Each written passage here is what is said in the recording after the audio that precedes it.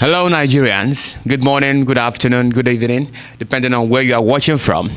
I welcome you to Beyond the Headlines, where we scratch the surface, delve into issues of governance, and then extract facts for you to know.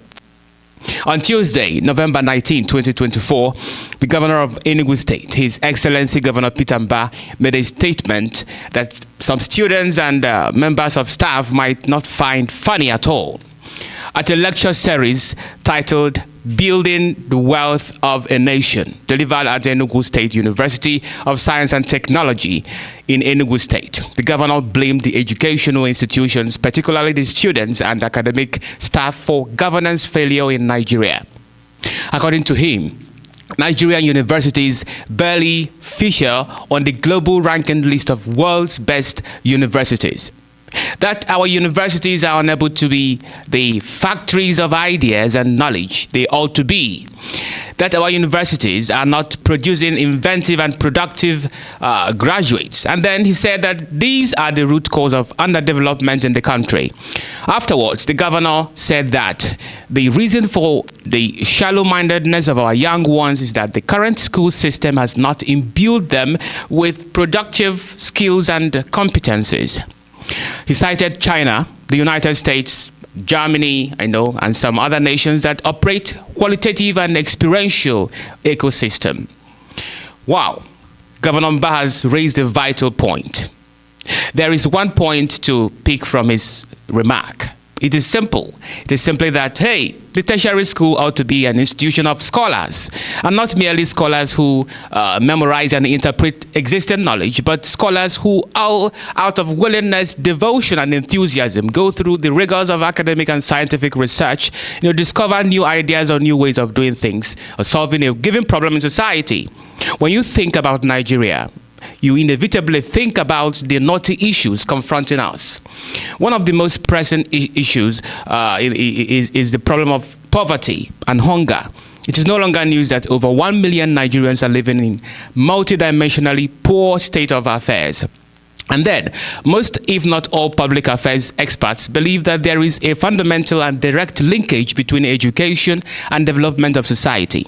Education, in turn, is dependent on ideas, because all the tangible and intangible things we experience cannot happen without first existing as thoughts and ideas in our minds.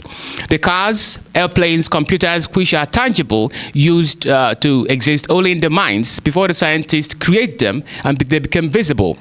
And then the symposia, conferences we held in the past are intangible things which had first existed in our minds before we came together, develop a plan, and finally make them visible. So in this context, the governor is saying that Nigerian students lack creativity and innovation to make them employers of labor when they graduate from school, or will it at least profile some effective ideas in order to furnish our leaders with the knowledge on how to address certain problems in our society. Now, take a look at this report. A basic school in Enugu State is completely the opposite of what a school should be. The environment is messy and revolting. The pupils are left with little or no writing and play material. Some of them do not have sandals and school uniforms because their parents are indigent. A teacher is handling 3 classes, which reveals the inadequate number of teachers and instructors in our schools. Take a look.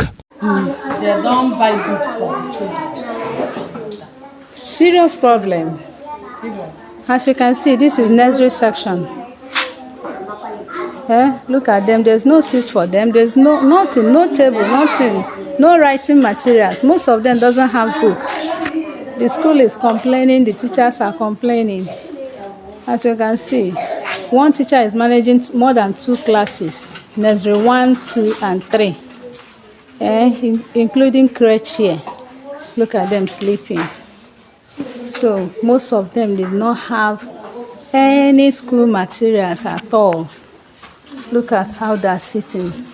Some did not even have school sandals because inability of parents to buy it for them. Some did not even wear school uniform. This is the case. Look at one of them sleeping. Very sad indeed. Meanwhile, do not forget that Governor Peter Mbah is one governor who I believe is passionate about reconstructing the current system of education in Nigeria, so that it becomes in consonant with the standards all over the world.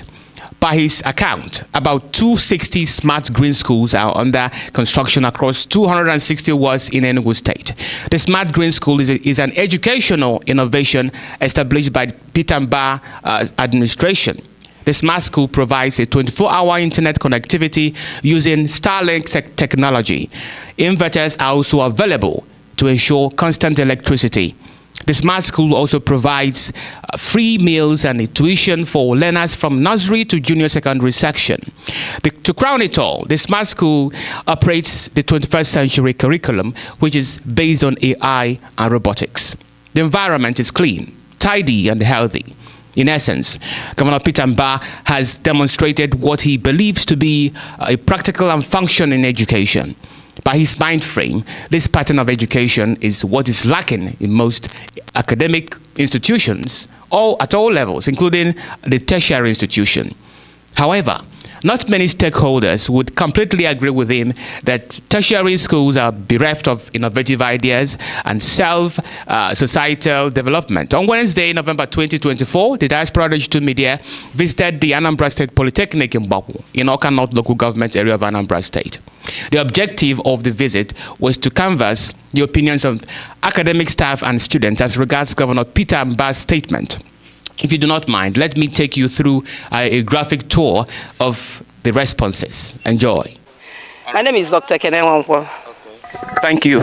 Yeah, the PRO of Anambra State Polytechnic. All right, Ma.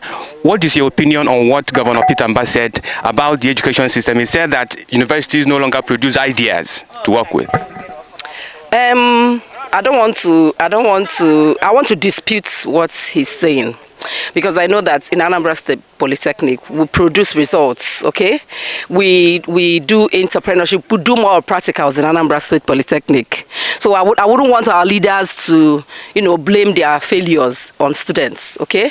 Okay, he talked about research works, the ones that I've done in the past. What have you produced for us? Okay, so if you're blaming the students of doing copy work and all that, some will say, even the ones that have been done before, what have they produced? We tend to, we don't do follow-up here in Nigeria. Okay, if it's in abroad, you will see potentials and you see people supporting them. You see agencies supporting them and giving them, grants and all that to, go further in whatever they have. But here you don't see such things. Okay, so people don't tend to put much effort in whatever they do. But in terms of practical, what we do here, we have, before you graduate from Anambra State Polytechnic, you must have gone through 2, 3, 4 entrepreneurship skills. We have fishery, there's so many things. We have, that you can go into learn, so that when you go out there, you become an employer of labor. Do you understand? You don't need to just sit down and be waiting for white-collar job. So I want to dispute what he's saying. I don't know about Enugu State where he is, but I want to say that in Anambra State, we are doing very well. Thank you very much. Thank you. Okay, the problem there, it's not with the ideas. The problem is with the implementation of the ideas. Now, if you visit so many universities, so many higher institutions of learning in the country, you will notice something, that their final year students, or when you go to the library, you see stacks of projects which are not being used by, let's say, the manufacturing industries. When we go out there, let's say Europe and all whatnot, most of these manufacturing companies, they sponsor projects of students based on the problem at hand. But when you come to Nigeria, the reverse is the case. You go, you see a pile load of projects. Year in, year out, Nigerians will produce thousands of graduates that go through the same process of, during your final year, you have your project done. And after which, it's just left for the shelf. Give them their grades and let them leave. So anything that is happening in the country, it's from top to bottom. The corruption or what have you started from the top and is affecting the bottom. Now, let me give you a scenario whereby a government official, you know that your son is not qualified going into maybe medicine and surgery or studying law or any other courses, but because you are influential, because you know the VC, because you have the wherewithal, you tell them, I want my son to become a doctor, give him admission. Someone that doesn't have flair for medicine, or you know his capability, but because of your influence you want him to study medicine, and he ends up there, and at the end of the day he makes a mess of everything. That's how it is in every sector. You go, you see someone that studied a different course is heading another ministry. So it's from top to bottom. So it shouldn't be blamed on probably the students or what have you, but there should be a reorientation, a restructuring of the whole educational system so that it will work. Thank you. The statement by the governor of Enugu State, Peter Mbah, that our education institutions are no longer producing workable ideas, that those ideas that can create change in the society and in Nigeria at general. Of course, it's a kind of general statement, but if you look at it, it's true to a larger extent. You know, understand, when you look at the economic and the moral fabrics of Nigeria now. Our institution that's supposed to be at the forefront, because I remember when Peter Mbah said that education is the key. He knows what he's saying. He knows that with education you can turn around a society, a people, and everything. So when Peter Mbah said it, it is true to some extent, because the people that is at the helms of affairs of our Nigeria, of our country today, will I say the least, they didn't even see the four walls of the university. So that idea that ought to have transformed the society is not there. You understand? We have education institutions, but our society is not being transformed. What I say to the extent, it means the people in charge are not educated. When the bright people, the educated people class is given the opportunity to lead this country, we will see remarkable changes in our society. You understand? That I agree with Peter Mbah when he said that education is the key. Let's invest in education. So when Peter Mbah said it, it means the people in the helms of affairs are not educated. We all know, let's not pretend, we know that they didn't even go to school. I'm talking about the echelon of our leadership, the presidency and everything. So that is, to a large extent, is true. To me, what he said is right, because from my own observations, colleges of education and universities, they are graduates. What they do now is what we call copy and paste. When you ask a student to go and write projects, the person will just go online and download. Do you understand? They just change his names, his details and all. I think he has said it all. They don't produce ideas, no, nothing. They just work based on what has been in existence. Okay, I am here with Albert Chinedu. Albert Chinedu. What department are you in? Agricultural technology. Okay. With my own opinion, I can say it's true, because most students now, they come to school to focus on making money. Most of them going to Yahoo, and they not come to school to focus on what they came for. And by the time they are finishing from school, we can see most of them, they don't have any tangible thing they have ever learned from the university they went to.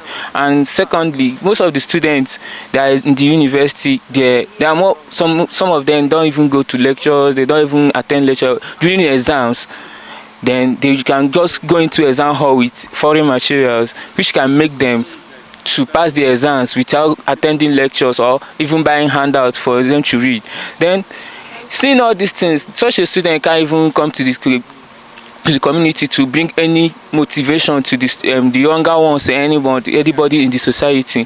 You can see most of them, when they go to an office, most of them will be doing mistakes in the office where they cannot even impart any good knowledge into the office. And secondly, it seems that the quantum of knowledge students have now is not enough, because most of them are not more focused on education anymore. Most of them are focused on material things they see in the world, and which affect our society in total, which makes most of us here now. Okay, let's imagine a student who have not been attending lectures, now won governorship or whatever election.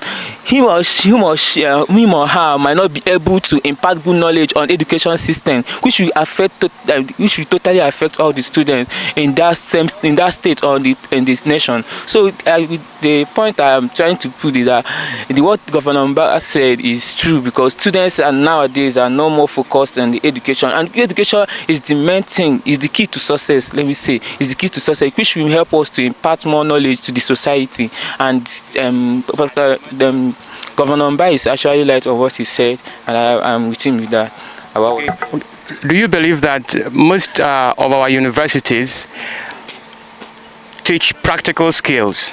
Because Governor Mbah is hinging more on entrepreneurial skills that will make the students to be independent once they graduate. So do you think our education system has more of that skill impartation, skill acquisition? Okay, to be sincere, Nigerian education system is theoretical, it's not practical, to be sincere.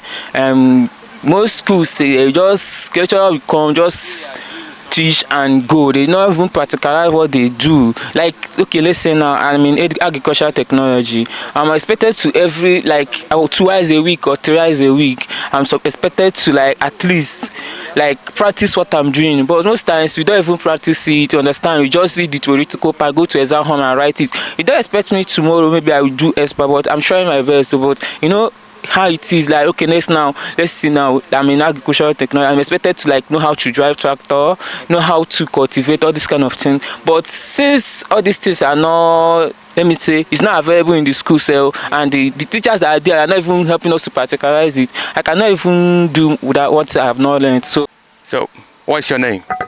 Gracious. What department are you in? SLT. What? SLT. What is the meaning of that? Science Laboratory Technology. Okay, in my own understanding, education in Nigeria is still alive. Even students still produce new ideas. For example, like in my own department, sometimes they will give us assignments, go and research. They may just give us assignments on petroleum, go and research, go and research everything concerning petroleum. So even in my ND1, we have done our presentation in our ND1. So it's not Nigerian education is still there is still research stuff in Nigerian education. It's not bastardized anyway. So just it depends on the students and the lecturers. In some schools, maybe the students or the lecturers are not serious, but in my own school here right now, we are serious. Even in your ND1, the lecturer will force you to do your presentation. The lecturer will force you to go and research. Even sometimes they will not even mark it, but they want you to have the knowledge of the research. So do you do practicals here? Yeah, we do practical. Yeah, even in your ND1 normal, for example now, an SLT student in ND1, you can identify a chemical, you can even mix chemical, name chemical, every other thing. It's all about research. Yeah, Nigerian education is still active. So you agree 100%? I mean, you disagree with what Governor Peter Mbah said? Yeah, I disagree. All right. What's your name? My name is Chinemerem Stephen. What department are you in? I'm from CST department, Computer Science and Technology.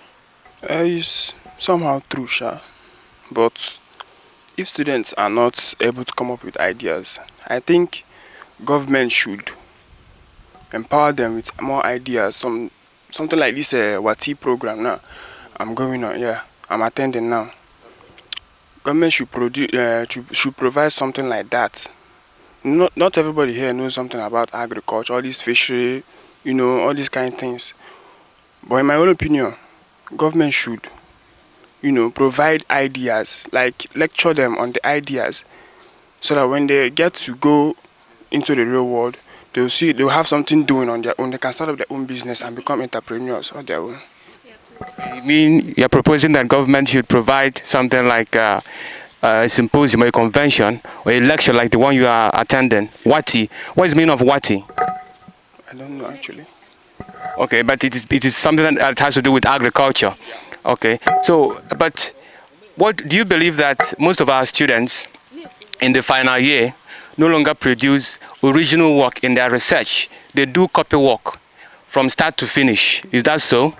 It's true, because most of the things that they lecture them here is like a curriculum that is being repeated yearly after yearly after yearly. If government should want them to produce their own ideas, they should somehow adjust the curriculum. Sure, you get. They should bring up more knowledge, something that's not what others have done, something that is new. like something like into, they should go more into this technology, because I know that Nigerian are not that tech advanced. Yeah. All right, I am here with For the Shamaka blessing. what department are you in? Science Laboratory Technology in Anambra State Polytechnic in Mbapu. I disagree, because it's not every student that cannot provide their own ideas. Some students actually can provide their ideas, and they can still provide their ideas. That's my own decision. Okay, do you believe that most students do not have originality when they are doing their research in their final year? They do copy work. They are copycats. Yes, they do, but it's not everybody. Some produce their own idea. But most of them do it. Yeah. What do you think is the effect, the negative effect of that kind of activity or pressure? It's made them not to think, like, when you produce your own thoughts, when you produce your own idea, that will lead you to thinking. You will think very hard to know the kind of things to bring in together to make your own decision. But whereby they cannot produce their own thought and idea, they can't think. Like, youth cannot think on their own and know the kind of things to put together, and that is why. Do you believe that our school system, in most schools, that there is enough entrepreneurial skills being taught? Yes, just like my school, there is enough. Even the other day, we did EDP, Entrepreneurship Practical. In that place, we have many departments, the HRE, the AGT, the CET, a lot of them. So under the AGT, they would do for farming and all those things. They did cassava processing. Me, I was under HRE, and that place we did bead making. And also home garden, where you can make your own garden at home, like backyard garden.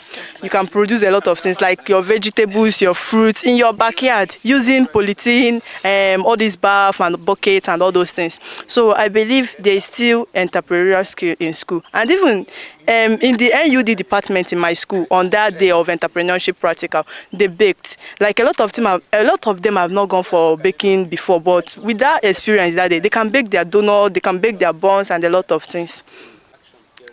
I am here with Uguchidebere Modesta.